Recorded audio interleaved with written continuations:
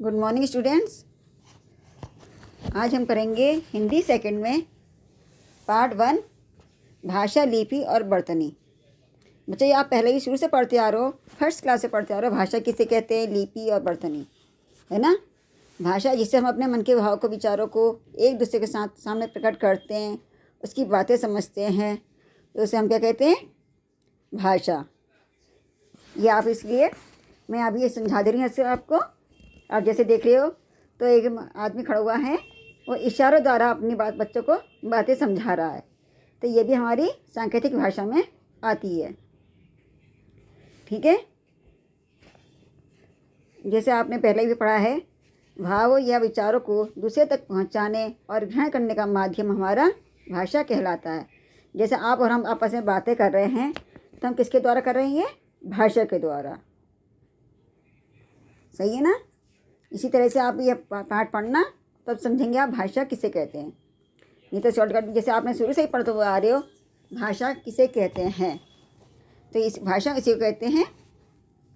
क्या हम इन संकेतों को भाषा कह सकते हैं। यह सांकेतिक भाषा है जहाँ बत्ती, पट्टियाँ, हाथों की मुद्राओं या अन्य संकेतों से कुछ कहा जा रहा है। इनके उपयोग की एक सीमा होती है। हम अपने विचारों को इनमें व्यक्त नहीं कर सकते। हमने अपने विचारों को तो नहीं करा, लेकिन इशारों द्वारा उन्हें संकेत कर सकते हैं, तो यह भी हमारी सांकेतिक भाषा में आती है। ठीक है, इसी तरह से आपने ये पढ़ा था, भाषा के कितने रूप होते हैं। भाषा के 2 रूप होते हैं। कौन कौन से, मौखिक और लिखित। मौखिक भाषा जैसे हम उसे बोलते हैं, बातचीत करते हैं आपस में और दूसरे की भाषा को सुनते हैं, तो ये हमारी आती है मौखिक भाषा में। और फिर दूसरा है लिखित। लिखित भाषा में जो हम लिख करके दूसरों को समझाते हैं। जैसे आप किताब में लिखी हुई भाषा द्वारा समझ रहे हैं। आप अखबार है, अखबार भी आप लिखी हुई भाषा द्वारा समझ रहे हैं, तो ये आती है लिखित भाषा में। समझ रहे हैं ना आप। तो इसलिए भाषा के 2 रूप होते हैं, पहला मौखिक भाषा और दूसरा है लिखित भाषा। फिर आती है हमारी लिपि। और जब हमने पढ़ना लिखना सीख लिया, तो उसे लिखना भी सीखा है हमने। लिखना हमने किस ढंग से सीखा है, तो जो चिन्ह हमारे हुए हैं, जैसे छोटा कैसे बनता है, बड़ा कैसे बनता है, ये सब हमें किसने सिखाया, लिपि ने। तो हमने इसकी लिपि के द्वारा ही सीखा है कि छोटा पहले आधा गोला बनाइए, फिर उसके नीचे आधा गोला और बनाइए, फिर बीच में से डंडी खींचिए, फिर एक लंबी डंडी खींचिए, तो हमारा बना है छोटा। तो इसका चिन्ह देने का प्रयोग जो करा है, ये भाषा को लिखने के जिन चिन्हों का प्रयोग किया जाता है, उसको हम क्या कहते हैं, लिपि कहते हैं। ठीक है, और लिपि भी अलग अलग भाषा की, अलग अलग राज्यों की, अलग अलग भाषाओं की अलग अलग होती हैं। जैसे हिंदी, संस्कृत, मराठी की लिपि का नाम है देवनागरी लिपि, और पंजाबी भाषा की लिपि का नाम है गुरुमुखी लिपि। उसी तरह से उर्दू की लिपि का नाम है फारसी, और अंग्रेजी लिपि का नाम है रोमन लिपि। ये सब आप याद करना, याद होंगी आपको, शुरू से इन्हीं चीज़ों को पढ़ रहे हो आप। क्योंकि लिपि हमारी हिंदी भाषा की लिपि का नाम बताइए, इस तरह से प्रश्न बन के एग्जाम में भी आएंगे। उर्दू भाषा की लिपि का नाम बताइए, पंजाबी भाषा की, इसलिए। ठीक है, क्या आप ये जानते हैं। और इसके अलावा भी देखो कितनी चीज़ें आपको इसमें जानकारी मिलती हैं। हमारे संविधान की 8वीं अनुसूची में 22 भाषा हैं। संविधान में कितनी है, 22 भाषाएँ अनुसूची में। 14 सितंबर 1949 को हिंदी राजभाषा घोषित की गई थी। अब आपको इससे कितनी अच्छी जानकारी मिली। हिंदी दिवस कब मनाया जाता है, 14 सितंबर को। प्रतिवर्ष यह दिन हिंदी दिवस के रूप में मनाया जाता है। हिंदी भारत संघ की राजभाषा और अंग्रेजी सह राजभाषा है।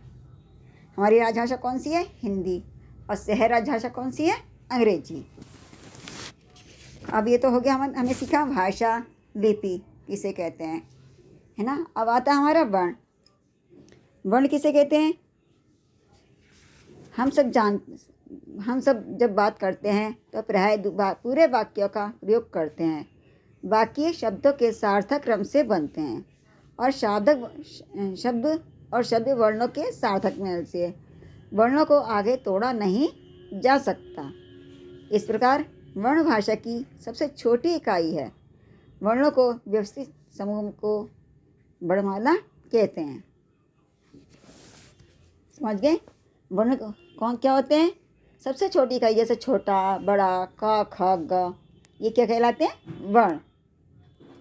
और इनको सही क्रम में लिख दिया जाता है, जैसे कमल, कमल, तो ये हमारा क्या बन जाता है? शब्द बन जाता है। वर्णों को सही क्रम में लिखने से जिसे एक नए शब्द की उत्पत्ति होती है, जानकारी मिलती है एक नए शब्द की, उसे कहते हैं शब्द। हर भाषा के अपने निश्चित वर्ण होते हैं। हिंदी में 2 प्रकार के वर्ण हैं, स्वर और व्यंजन। अब आपको पता लगी वर्ण कितने प्रकार के होते हैं? 2, स्वर और व्यंजन। स्वर जिनकी मात्राएं होती हैं, जो स्वतंत्र होते हैं, और व्यंजन जो स्वरों की सहायता से बोले जाते हैं। ठीक है? हिंदी में स्वरों के 2 प्रमुख भेद हैं, यानी स्वर भी अब कितने प्रकार के होते हैं? 2। कौन कौन से? हर्षभ स्वर और दीर्घ स्वर। हर्षभ स्वर जैसे छोटा, छोटी, ई, उ, र, ये आते हैं हमारे हर्षभ स्वर, यानी हर्षभ माना होता है छोटा, लघु, और दीर्घ का अर्थ होता है बड़ा, जो मतलब ज़्यादा समय तक लंबा बोला जाता है। जैसे बड़ा आ, ई, उ, ए, ऐ, ओ, औ, ये है हमारे दीर्घ स्वर। और प्लुत स्वर का प्रयोग संस्कृत भाषा में संस्कृत में होता है, हिंदी में नहीं। फिर है हमारा व्यंजन। व्यंजनों के उच्चारण में वायु मुंह से बाधा के साथ बाहर निकलती है। दिए गए प्रत्येक व्यंजन में अ विद्यमान है। ये बताया था ना कि व्यंजन जो है बिन स्वर की सहायता से अधूरे रहते हैं, क्योंकि व्यंजन स्वरों के बिना नहीं बोले जा सकते। अब जैसे मैं दे रखा है, कवर्ग में कौन कौन से आते हैं? क, ख, ग, घ, ड़। इसी तरह से चवर्ग में च से शुरू होने वाले, और ट से, टवर्ग में ट से शुरू होने वाले। ठीक है? फिर आते हैं हमारे संयुक्त व्यंजन। संयुक्त व्यंजन जो 2 व्यंजनों के वर्णों के मेल से बनते हैं। जैसे आपके श से क्षत्रिय बना है, क और श से प्लस अ मिल के बना है, छ से क्षत्रिय। इसी तरह से त्र बना है, त, र, अ। ज्ञ से ज्ञानी भी, ज्ञ से ज्ञानी, अश्र से श्रमिक, ये सब हमारे 2 व्यंजन और स्वर से मिलकर बनते हैं। कुछ आगत ध्वनियाँ। आगत ध्वनि का मतलब होता है जो बाहर से दूसरी भाषा से आई हुई ध्वनियाँ होती हैं। अरबी, फारसी, अंग्रेजी भाषा से आए कुछ शब्दों के साथ उनकी ध्वनियाँ, उनकी भिन्न ध्वनियाँ भी हिंदी में आ गई हैं, तो उन्हें क्या कहते हैं हम? आगत ध्वनियाँ, यानी दूसरी भाषा से आई ध्वनि को आगत ध्वनियाँ कहते हैं।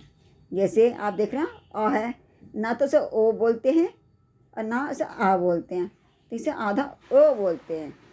और जा के नीचे देख रहे हैं नुक्ता लग रहा है, फा में नुक्ता लग गया है, ये दूसरी भाषा से आए हुए शब्द हैं, वर्ण ही है। जिस तरह से स्वर में देख रहे हैं, स्वर तो हमारा आ है, आ के ऊपर हमारा आधा चंद्र बिंदु लग गया है, जो मात्रा के रूप में डॉक्टर, कॉलेज, हॉल, ऑफिसर में लगती है। उसी तरह से जा में देख रहे हैं नीचे लग रहा है नुक्ता, तो जमीन, सब्जी, जरा, आवाज़, इनमें लगता है। इसी तरह से फ।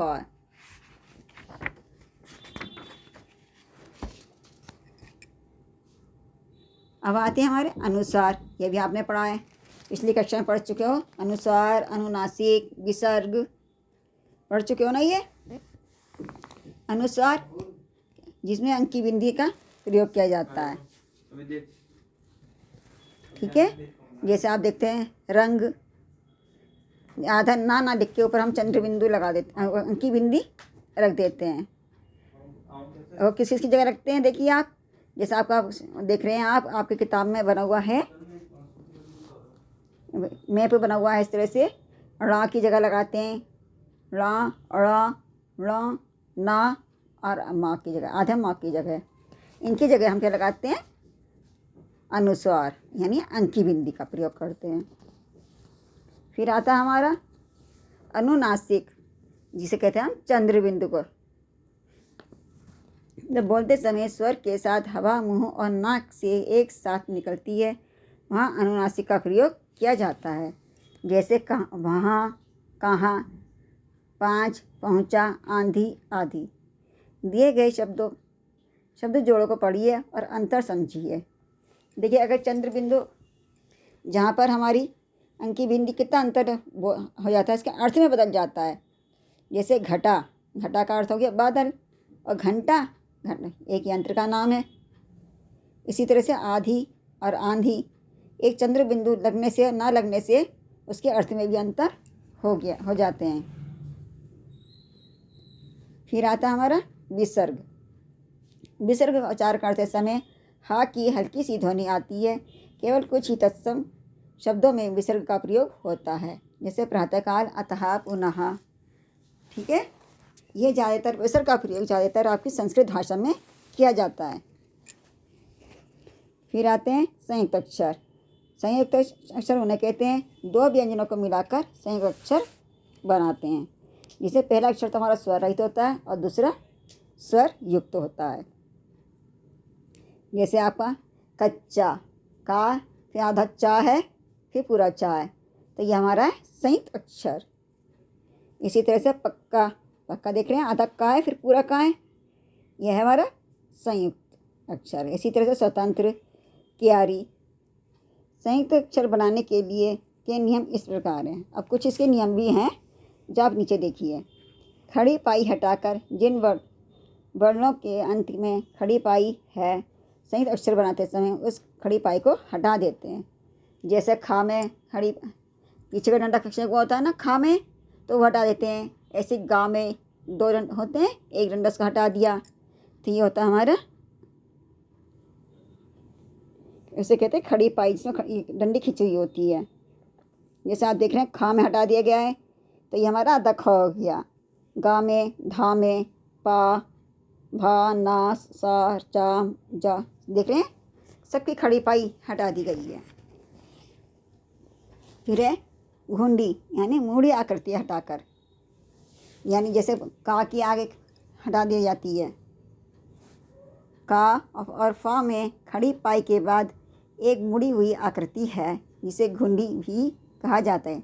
इन्हें कौन सी कहते हैं? घुंडी, यानी मुड़ी आकृति वाले। तो इनकी घुंडी आकृति को हटा दिया जाता है। जैसे आप देख रहे हैं का की हटा दी गई है, उसी तरह से फा की हटा दी गई है। अब तीसरा आता है हमारा हलंत लगाकर। जिन्हें स्वर नहीं देना होता है तो हलंत लगाकर भी उसको करा जाता है। जैसे छा है, ये हम आधा नहीं लिख सकते तो इनके नीचे हलंत लगा दिया जाता है। जैसे टा है, ठा, डा, इनकी ना खड़ी पाई है ना इनमें घूंडी है, इनमें तो दोनों में से कुछ भी नहीं है, तो इन चिन्हों के नीचे हलंत लगा दिया जाता है। समझ गए? जिनमें ना तो खड़ी पाई होती है और ना घूंडी होती है, तो उनके नीचे लगाते हैं हलंत। अब आगे हमारे र। अब ऐसा ही व्यंजन है, एक ऐसा ही व्यंजन है र, जिसकी मात्रा के रूप में प्रयोग करते हैं, और इसकी भी कई तरह से मात्राएं लगती हैं। जैसे पहला देख रहे हैं, इसे बोलते हैं रेफ मात्रा, जिसमें ऊपर से लगाते हैं। स्वर रहित र या र अपने बाद वाले स्वर युक्त व्यंजन के ऊपर लगाया जाता है, इसे हम क्या कहते हैं? रेफ। यदि व्यंजन में कोई मात्रा हो तो रेफ मात्रा के बाद लगता है, जैसे धर्म, वर्ष, पर्व, वार्षिक, कार्य आदि। और दूसरा आता है र स्वर रहित पहले वाला व्यंजन स्वर रहित हो तो खड़ी पाई वाले व्यंजनों में इस प्रकार जोड़ता है, तो इसे हम बोलते हैं पदेन। जैसे क्रम, चक्र, ग्रामीण, विनम्र, समुद्र, प्राण आदि, इन्हें बोलते हैं हम पदेन। एक मात्रा और है, इसे बोलते हैं हम पेंदी। यदि रा से पहले वाला व्यंजन टा, डा नहीं स्वर रहित हो तो इसके नीचे के रूप में इस तरह से लगा दिया जाता है, जिस तरह से आप देख रहे हैं चिन्ह, तो इसे हम बोलते हैं पेंदी के रूप में लगता है। जैसे ट्रेन, ड्रामा, राष्ट्र, ड्रेस, यानी जिसमें कोई न घूंडी होती है न खड़ी पाई होती है। क्या आप जानते हैं? अब ये तो हो गया हमारे र की मात्रा भी समझ ली है नी। अब ये भी जानिए, प्रत्येक भाषा की अपनी अलग वर्ण व्यवस्था होती है। हिंदी में कुल 48 मूल वर्ण हैं। जिनमें से 11 तो क्या है, स्वर, और 33 व्यंजन प्लस 2, 35 व्यंजन हो गए, जिनमें से 2 अंग है और आहा। फिर आते हैं र और ण वर्ण शब्द के प्रारंभ में नहीं आते, ये शब्द के मध्य या अंत में आते हैं, जैसे लड़की, सड़क, पढ़ना, बूढ़ा आदि।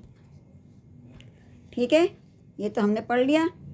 अब यह भी जानिए, श और श उच्चारण में लगभग एक जैसे हैं, लेकिन इन्हें लिखने में श दोनों अलग अलग हैं। श का प्रयोग केवल तत्सम शब्दों में होता है, जैसे राष्ट्र, कष्ट, सृष्टि, विशेषण, षडानन, भाषा, भाषण, आभूषण आदि। यदि किसी शब्द में श और श क्रम से आए तो पहले श फिर श वर्ण आएगा, जैसे विशेष, शेष। ठीक है, ये तो हो गया आपके। अब ये तो आपने सीखा था, वर्तनी और वर्ण विच्छेद भी आपको आते हैं। वर्ण विच्छेद यानी स्वर और व्यंजन को अलग अलग कर लिखना, ये हमारा वर्ण विच्छेद कहलाता है। जैसे आप देख रहे हैं, बादल, स्थान, सूर्य के सबके अलग अलग कर रखे हैं। फिर है शुद्ध अशुद्ध वर्तनी, यानी जो बोलने में तो लगभग समान लगते हैं, लेकिन लिखने में और बोलने में काफ़ी अंतर होता है, तो उसका अर्थ में भी अंतर आता है, तो उसे कहते हैं शुद्ध अर्थ। जैसे काल, समय, और काल हो गया, एक आ का डंडा लगने से ही उसका अर्थ ही बदल गया, इसे कहते हैं शुद्ध अशुद्ध। ठीक है, इसलिए इसके बात का बहुत ध्यान रखा जाता है। शब्दों में मात्रा का सही प्रयोग करने से ही जहाँ सी भी हो जाती है, चाहे छोटी की मात्रा लगनी है, आपने बड़ी की मात्रा लगा दी तो उसका अर्थ में अंतर हो जाता है।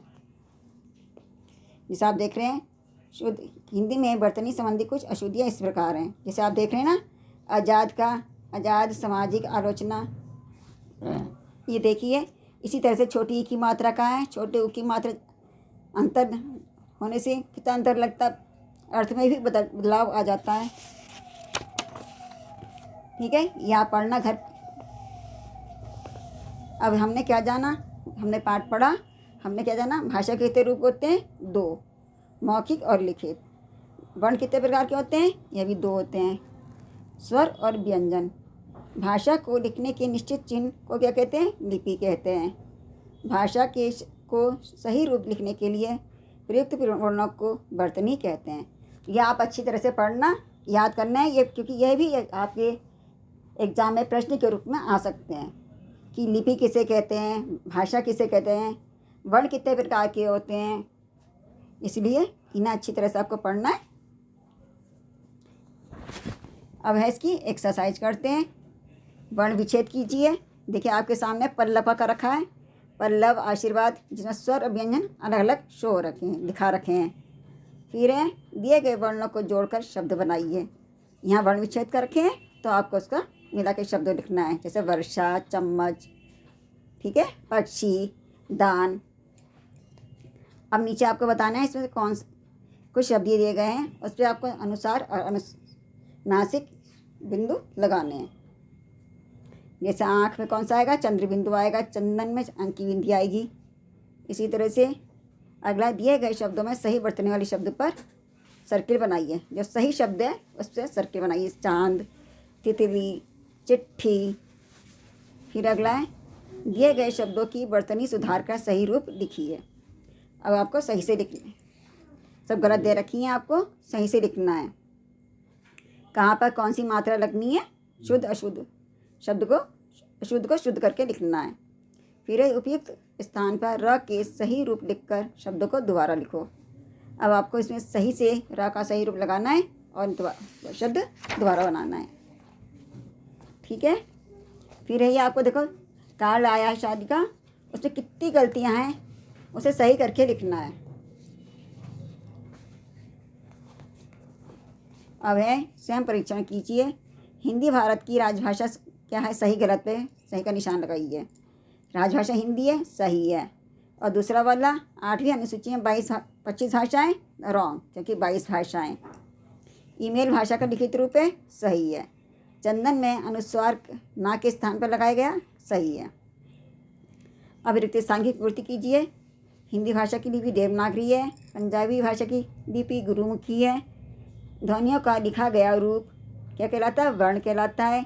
हिंदी भाषा में मूल वर्ण कुल 48 हैं। ठीक है, सही उत्तर वाले विकल्प पर सही का निशान लगाइए।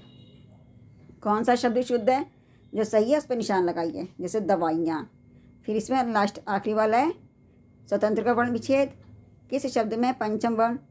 तो हमारा है चंचल। किस शब्द में र का सही रूप का प्रयोग नहीं हुआ है? प्रकाश। ठीक है, ये हो गया आपका फर्स्ट चैप्टर कंप्लीट। और इन्हें अच्छी तरह से याद करना, पढ़ना, क्योंकि इसमें से बीच में से ही प्रश्न उत्तर बन के आएंगे।